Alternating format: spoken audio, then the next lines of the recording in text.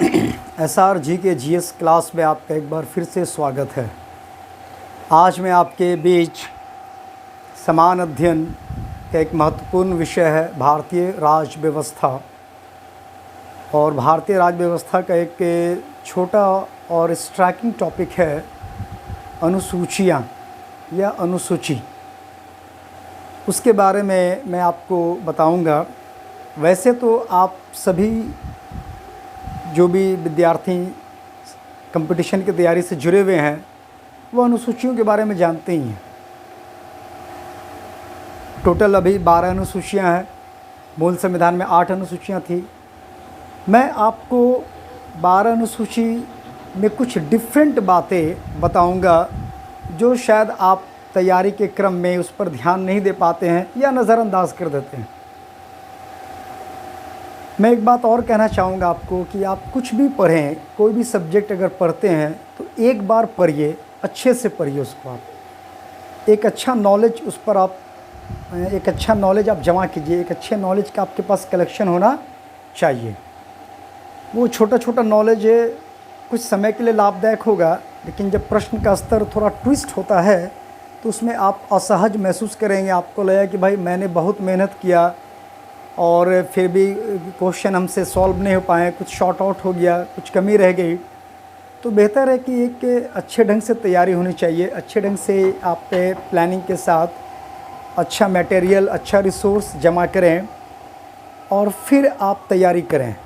और थोड़ा मेहनत तो लगेगा ही, लेकिन आप एक बार वर्क करें, मेहनत करें और एक अच्छा नॉलेज को आप कलेक्ट करें।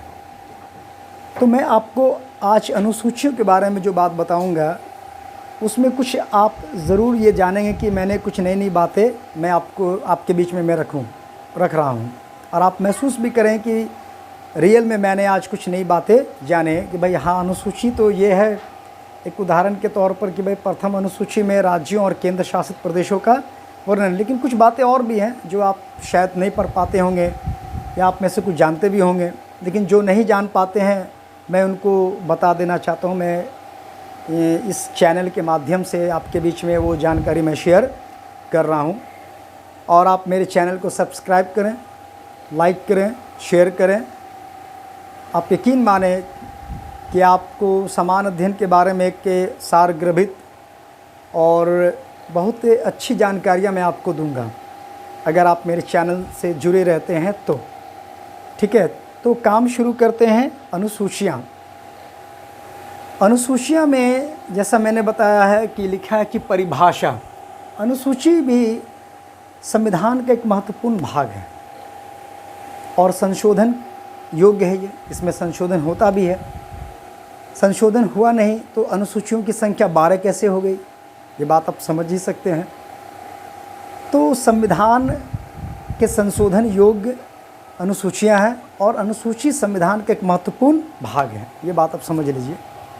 और अनुसूची में संविधान के किसी लेख का पूरक विवरण होता है। बहुत डिटेल्स नहीं, एक शॉर्ट विवरण होता है, एक संक्षिप्त विवरण होता है संविधान के किसी लेख का।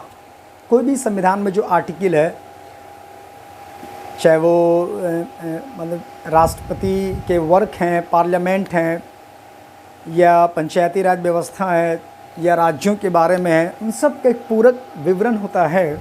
या नागरिकता है, उन सब का एक पूरक विवरण होता है संविधान के अनुसूची में।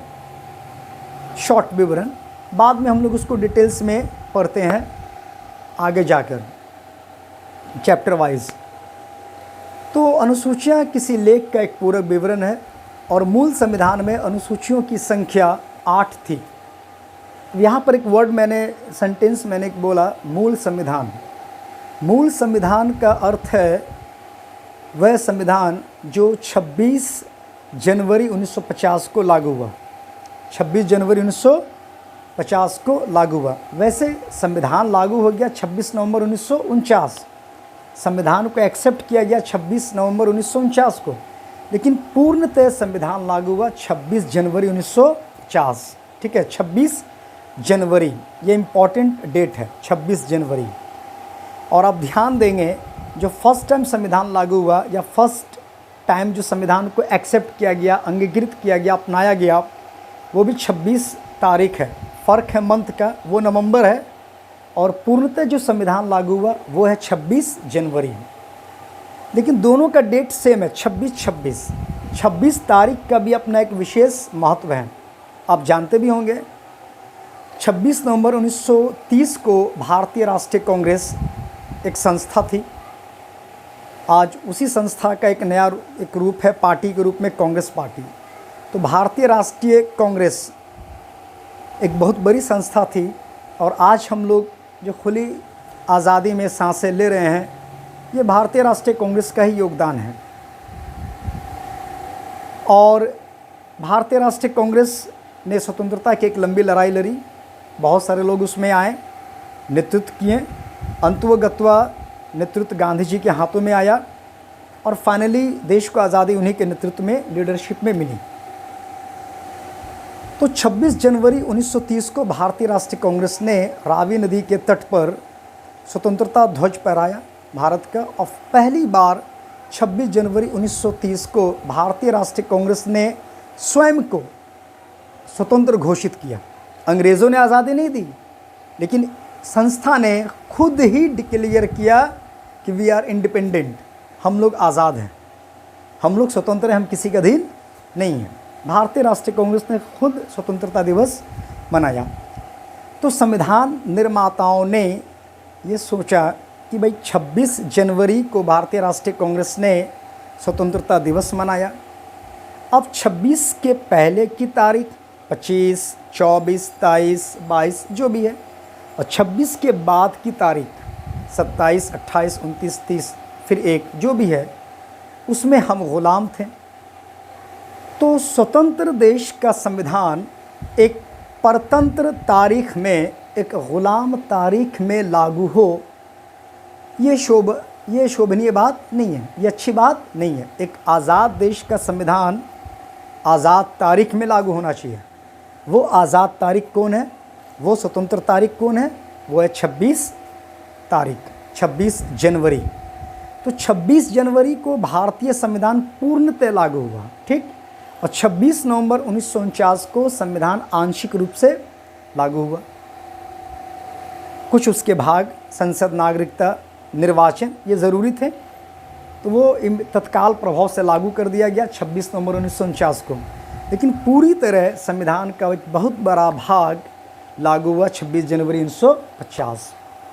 ये इसके पीछे कारण था। तो यही है मूल संविधान। 26 जनवरी 1950 को जो संविधान लागू हुआ उसको ही हम लोग मूल संविधान कहते हैं। तो मूल संविधान में अनुसूचियों की संख्या 8 थी, आप जानते होंगे। मूल संविधान में अनुसूचियों की संख्या 8 थी, और समय समय पर संशोधनों के द्वारा इसकी संख्या बढ़कर आज 12 है। वर्तमान में अनुसूचियों की संख्या कितनी है? 12 है। और इन्हीं 12 अनुसूचियों में 1 से 12 तक में महत्वपूर्ण विषयों का या लेख का इसमें विवरण है। तो हम एक एक करके 1 बाय 1 प्रत्येक अनुसूची के बारे में कुछ खास बातें जानेंगे, और कुछ नई बातें आपके बीच में मैं रखने का प्रयास करूंगा। तो काम शुरू करते हैं। सबसे पहले है प्रथम अनुसूची। ये आप जानते हैं कि प्रथम अनुसूची में राज्य और केंद्र शासित प्रदेशों का वर्णन है। प्रथम अनुसूची में राज्य और केंद्र शासित प्रदेशों का वर्णन है, और इसमें ये अब जानना है कि जो कुछ खास बातें हैं जो जाननी चाहिए। वर्तमान में प्रथम अनुसूची में 28 राज्य हो गए हैं और 8 केंद्र शासित प्रदेश। 28 राज्य और 8 केंद्र शासित प्रदेश वर्तमान में। पहले इसमें 29 राज्य और आपका मतलब कि 7 केंद्र शासित प्रदेश थे, लेकिन अब इसमें आज की तारीख में 28 राज्य और 8 केंद्र शासित प्रदेश। ये एक बात हुई।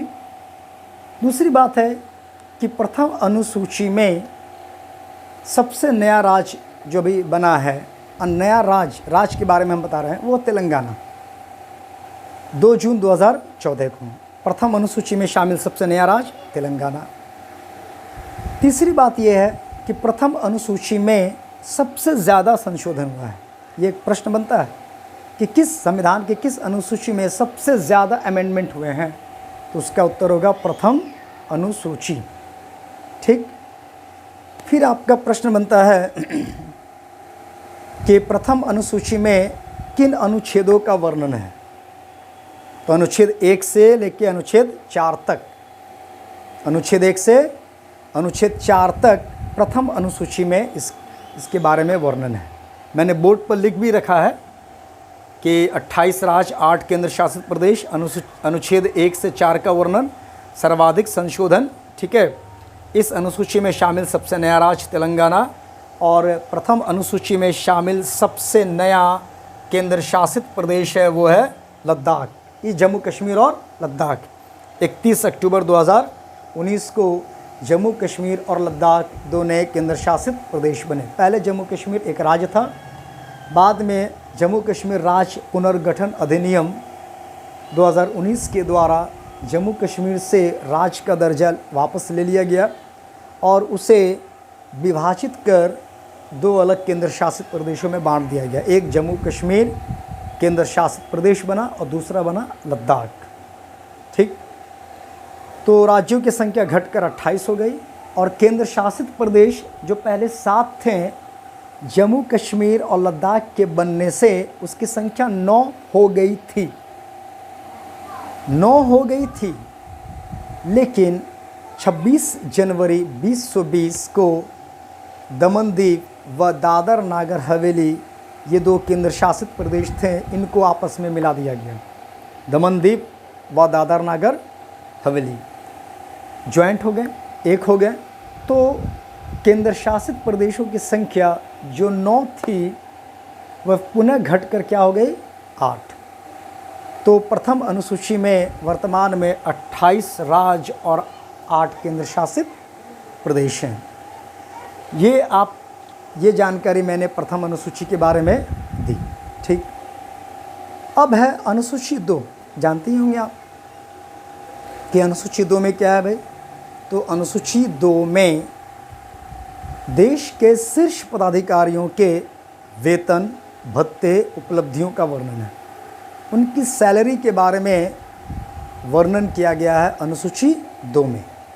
उनके सैलरी के बारे में जो भी आप देश के शीर्ष पदाधिकारी जो इमेजिन कर सकते हैं, वरीयता क्रम में जो टॉप हैं, देश के शीर्ष पदाधिकारी जो वरीयता क्रम में आते हैं, राष्ट्रपति, उपराष्ट्रपति, प्रधानमंत्री, राज्यों के राज्यपाल, लोकसभा अध्यक्ष, chief justice of India, high court के जजेस, ये सब शीर्ष पदाधिकारी हैं। ठीक है। कैबिनेट सचिव तक, कैबिनेट सचिव, ये सब शीर्ष पदाधिकारी हैं। और कैबिनेट सचिव सर्वोच्च आईएएस पदाधिकारियों में सर्वोच्च होते हैं। उनका प्रमोशन होकर जाके होता है कैबिनेट सेक्रेटरी। ठीक है। तो शीर्ष पदाधिकारी जो भी हैं उनके सैलरी का वर्णन है किसमें, अनुसूची 2 में। लेकिन जब आप पढ़ते हैं तो आप तो सिर्फ पढ़ लिए अनुसूची 2 में क्या है भाई, तो वेतन का वर्णन है, राष्ट्रपति, उपराष्ट्रपति, सबका अच्छी बात है, आपको तो ज्ञान हो गया, याद भी कर लिया आप। लेकिन मैं कहना चाहूँगा कि भाई आप जब अनुसूची 2 पढ़ते हैं तो उसके साथ आप ये भी जान लीजिए कि देश के जो शीर्ष पदाधिकारी हैं, आपको कैबिनेट सचिव तक नहीं जाए या उतना दूर नहीं जाना है, लेकिन कम से कम 7-8 जो शीर्ष पदाधिकारी हैं उनके वेतन को आप ज़रूर जानें कि भाई उनको सैलरी कितनी दी जाती है और उनको सैलरी कहाँ से दी जाती है, ये भी आप ज़रूर जानें। ये जानना चाहिए, क्योंकि अनुसूची 2 जब आप पढ़ रहे हैं तो सैलरी जान रहे हैं। तो अगर कोई आपसे पूछे कि भाई अनुसूची 2 में क्या है, तो आप बोल देंगे तुरंत कि उसमें वेतन के बारे में वर्णन है, सैलरी है, बहुत अच्छी बात है। लेकिन अगर कोई पूछ लिया कि भाई सैलरी, राष्ट्रपति की सैलरी कितनी है, कहाँ से दी जाती है, तो जो आप अलग से पढ़ेंगे। लेकिन अलग से पढ़ने के मुकाबले अगर आप उसको वहाँ पर भी शॉर्ट टाइम के लिए जान लें कि भाई राष्ट्रपति है तो उनकी सैलरी 5 लाख है और उनको संचित निधि से वेतन दिया जाता है, तो ये साथ हो जाएगा पैरेलल। बाद में तो आप जानेंगे, लेकिन वहाँ पर भी एट दैट टाइम आप जान लेंगे। तो इस तरह से आपको पढ़ना चाहिए। तो अनुसूची 2 में जो देश के शीर्ष पदाधिकारी हैं उनके वेतन के बारे में वर्णन, वेतन भत्ते जो उपलब्धियां हैं। ठीक, तो मैं बोर्ड पर कुछ एक टेबल बना देना चाहता हूं। यहाँ पर मैं अनुसूची द्वितीय हो गया, ठीक, और ये आपका वेतन शीर्ष पदाधिकारी, ठीक, ये अंडरस्टूड है। पदाधिकारी मीन्स समझ गए। अब है कि इसमें जो एक टेबल में ये बनाऊंगा, इधर मैं लिखूंगा शीर्ष पदाधिकारी, ये हो गया वेतन, ठीक, और थर्ड कॉलम जो है स्रोत, मतलब वेतन कहाँ से उनको दिया जाता है। ये आप साथ में पढ़ें, तब आप जो अनुसूची तैयारी करेंगे, पढ़ रहे हैं, तब समझिए आप एक साउंड नॉलेज आपका हो रहा है, ठीक है। तो शीर्ष पदाधिकारी में ऑब्वियसली राष्ट्रपति हैं, ठीक, और राष्ट्रपति और इनके ठीक बाद है उप राष्ट्रपति। तो राष्ट्रपति और उपराष्ट्रपति के जो वेतन हैं उनको वेतन नहीं कह के उनको उपलब्धि कहते हैं। उनके सैलरी को वेतन नहीं कह के उपलब्धि मेंशन किया गया है संविधान में कि इनको इतनी उपलब्धि दी जाती, उपलब्धियाँ। तो राष्ट्रपति का जो सैलरी है वो है 5 लाख, 5 लाख, ठीक, ये इनका है। और इनको वेतन कहाँ से देते हैं? संचित निधि से, कंसोलिडेटेड फंड है ये, बाद में आप जानेंगे, आप जानते भी होंगे। नेक्स्ट है उपराष्ट्रपति। उपराष्ट्रपति की सैलरी है 4 लाख, ठीक, और इनको भी कहाँ से मिलता है? संचित निधि से। उपराष्ट्रपति को वेतन राज्यसभा के सभापति के नाम से दिया जाता है, उपलब्धि सभापति के नाम से, ठीक। फिर आइए CJI, chief justice of India, इनकी सैलरी है 2,80,000, 2,80,000, और इनको भी कहाँ से दिया जाता है? संचित निधि से, चीफ जस्टिस ऑफ इंडिया, ठीक। नेक्स्ट है मुख्य न्यायाधीश CJHC,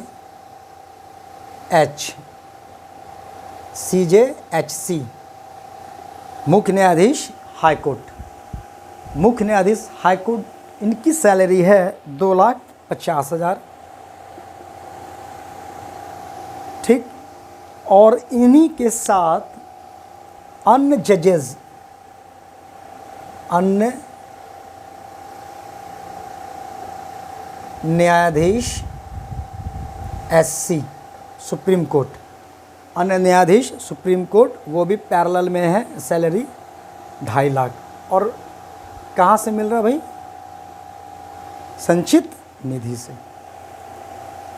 तो ये देश के एक शीर्ष पदाधिकारी हैं, और भी बहुत सारे लोग हैं इसमें। जैसे अब मान लेते हैं कि अन्य जजेस, अन्य न्यायाधीश HC, अन्य न्यायाधीश HC में जाएगा सैलरी उनका 2,25,000, ठीक है, 2,25,000 ये इनकी सैलरी है। और अन्य न्यायाधीश जो हैं उनको सैलरी कहाँ से दी जाती है? राज्य की संचित निधि से, ठीक है। अन्य न्यायाधीश को सुप्रीम कोर्ट के इससे। और एक बात जान लीजिए कि चीफ जस्टिस हाई कोर्ट, ठीक है, चीफ जस्टिस हाई कोर्ट की सैलरी भी है राज्य की संचित निधि। Chief justice of high court की सैलरी है राज्य की संचित निधि से, ठीक, ये हो गए। और पेंशन इनको मिलेगा केंद्र की यानी भारत सरकार की संचित निधि से। तो ये अनुसूची 2 में वेतन तो जानते हैं शीर्ष पदाधिकारियों के कि भाई सैलरी का वर्णन है, लेकिन सैलरी जो ख़ास लोग हैं उनकी सैलरी भी कम से कम आप ज़रूर याद रखें इसी समय, इसके साथ में ही। इन्हें कि भाई सिर्फ सैलरी पढ़ लिए कि अनुसूची 2 में सैलरी है, अब बाद में जब टॉपिक आएगा राष्ट्रपति उपराष्ट्रपति या फिर न्यायालय न्यायपालिका तब पढ़ेंगे उनकी सैलरी, नहीं, वो ठीक नहीं है। ये सही रणनीति आपका नहीं। आप पैरेलल इसके क्रम में पढ़ लें तो ये आपके पास ज़्यादा रहेगा। फिर आगे पढ़ेंगे तो आपको रिपीट होगा, तो जितने बार आप पढ़ेंगे उतना ज़्यादा स्टोर होगा आपके ब्रेन में, आप ज़्यादा उसको अच्छे से आप याद कर पाएंगे। कई बार पढ़ने से चीज़ें बार बार पढ़ने से ज़्यादा याद होती है। तो ये है। और एक बात मैं कहना चाहूँगा कि ज्ञान अर्जित करने का कोई शॉर्टकट कुछ फार्मूला नहीं होता है कि ऐसे कर लो वैसे कर लो ऐसे रट लो, नहीं। मैं बार बार आपसे रिक्वेस्ट करता हूं कि आप जो भी कंपटीटर हैं अच्छे से तैयारी करें, अच्छे से वर्क करें और अच्छा नॉलेज स्टोर करें। और आपको नॉलेज जब होगा तो सफलता देर सवेर स्वतः मिलेगी ही, जाएगी कहाँ वो। फाइनली सक्सेस आपको मिलना ही है। तो नॉलेज भी थोड़ा स्टोर कर ले, एक अच्छा नॉलेज भी रखें, वो आपको काम ही देगा। नॉलेज कभी बेकार आपका नहीं जाएगा, रिजल्ट तो बनेगा ही, साथ साथ आपके पास नॉलेज भी रहेगा। तो मेहनत अगर करते हैं तो अच्छे से मेहनत कीजिए। और ये वन यानी खुदरा टाइप का है कि स्कैटर्ड नॉलेज, बिखरा हुआ नॉलेज रखने से कोई फ़ायदा नहीं, आपका मेहनत सब बेकार हो जाएगा। फिर आपको मतलब कि उतने ही वर्क करना पड़ेगा, फिर आपको पछतावा हो कि काश मैं पहले भी अच्छे से पढ़ लेता। तो एक प्लानिंग के साथ अच्छे ढंग से आप तैयारी करें, ठीक। अब अनुसूची ये 2 में इतने लोग आ गए, ठीक है। फिर आपका अन्य लोग भी हैं जिसमें कैग भी आएंगे। कैग भी शीर्ष पदाधिकारी है, उनकी सैलरी भी 2.5 लाख है और संचित निधि से है। CAG comptroller and auditor general of India, सार्वजनिक धन का रक्षक है, फिजूल खर्ची पर कंट्रोल करने वाला शीर्ष पदाधिकारी है। CAG comptroller and auditor general of India. तो शीर्ष पदाधिकारियों के वेतन के बारे में मेंशन है अनुसूची 2 में है। और अनुसूची 3 इसका भाई ही है। 2 और 3 में अंतर सिर्फ वेतन का है, ठीक है। 3 में क्या है? शपथ। 3 में शपथ, 2 में सैलरी और 3 में शपथ। शपथ किनका? इन्हीं शीर्ष पदाधिकारियों का, जिनको 2 में आप सैलरी दे रहे हैं, उन्हीं 2 के शीर्ष पदाधिकारियों को आप शपथ भी दिला रहे हैं, आप शपथ भी उनका जान रहे हैं। तो अनुसूची 3 में शपथ 3 SP, 3 में शपथ SP यानी शपथ शो पो थौ। तो 3 में क्या है भाई? शपथ का वर्णन है। अब जब आप शपथ जान गए कि अनुसूची 3 में क्या शपथ है भाई, लेकिन आप ये भी जान लीजिए इसके साथ में कि जो शीर्ष पदाधिकारी हैं उनको शपथ कौन दिलाता है, तो ये आपके लिए अच्छा रहेगा, ये आपके लिए बेहतर रहेगा। उसी समय बाद में जाने तो वहाँ पर उसके साथ में जान गए। तो अनुसूची मैं 3 अभी करता हूँ, शीर्ष पदाधिकारी यही रहेंगे। शपथ किनके समक्ष दिया जाता है वो मैं यहाँ पर एक टेबल बनाता हूँ, ठीक है।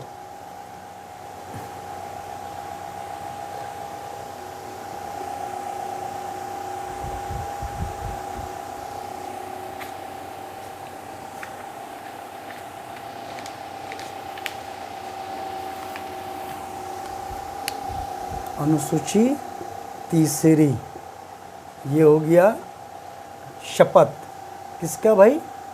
शीर्ष पदाधिकारी जिनका वेतन है 2 में, उन्हीं के शपथ के बारे में भी हैं। तो राष्ट्रपति यहाँ पर हम लिख देंगे किसके समक्ष, ठीक है। तो राष्ट्रपति को कौन शपथ दिलाता है? Chief justice of India, Bharat के मुख्य न्यायाधीश, ठीक। उपराष्ट्रपति, इनको शपथ कौन दिलाता है? राष्ट्रपति, जानते ही। नेक्स्ट है चीफ जस्टिस ऑफ इंडिया, इनको शपथ कौन दिलाएगा भाई? राष्ट्रपति। ठीक। Next, chief justice high court, इनको शपथ कौन दिलाएगा? संबंधित राज्य के राज्यपाल, संबंधित राज्य के राज्यपाल। अन्य न्यायाधीश सुप्रीम कोर्ट, यहाँ पर रहेंगे राष्ट्रपति। ठीक। और अन्य न्यायाधीश हाई कोर्ट, HC। ठीक। अन्य न्यायाधीश हाई कोर्ट में आएंगे कौन भाई? उसमें भी आएंगे राज्यपाल। ठीक है।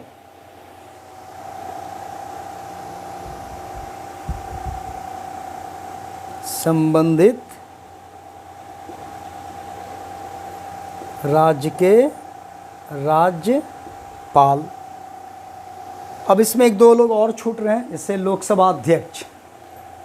तो लोकसभा अध्यक्ष और उपाध्यक्ष। तो लोकसभा अध्यक्ष अध्यक्ष के नाम से शपथ नहीं लेता है, वह एक सांसद के तौर पर शपथ लेते हैं, as a member of parliament, MP के तौर पर, और उनको शपथ दिलाता है। सारे सांसद जो नवनिर्वाचित सांसद होते हैं सभी को शपथ दिलाते हैं प्रोटेम स्पीकर, प्रोटेम स्पीकर। ठीक है। जिनकी नियुक्ति राष्ट्रपति द्वारा की जाती है, सिर्फ शपथ दिलाने के लिए उनको अपॉइंट किया जाता है, प्रोटेम स्पीकर। ठीक। और लोकसभा के उपाध्यक्ष जो होते हैं उनको भी शपथ, वो भी शपथ लेते हैं एज ए सदस्य के तौर पर, और उनको भी शपथ वही दिलाते हैं जो प्रोटेम स्पीकर होते हैं। ठीक। तो अनुसूची 3 में देश के शीर्ष पदाधिकारियों के शपथ का वर्णन है। PM भी है, देश के सर्वोच्च पदाधिकारी, उनको शपथ राष्ट्रपति दिलाता है, जानते ही आप। तो मैं ये कहना चाहता हूँ कि भाई जब भी आप अनुसूची पढ़ेंगे तो उसके अंदर जो विषय है उसके बारे में भी थोड़ी सी जानकारी आप जमा कर लेंगे, तब आपका एक अच्छी रणनीति के तहत आप काम करेंगे और आपको बहुत लाभ होगा इससे। आपको एक साउंड नॉलेज होगा, एक अच्छा आपके पास नॉलेज होगा। ठीक।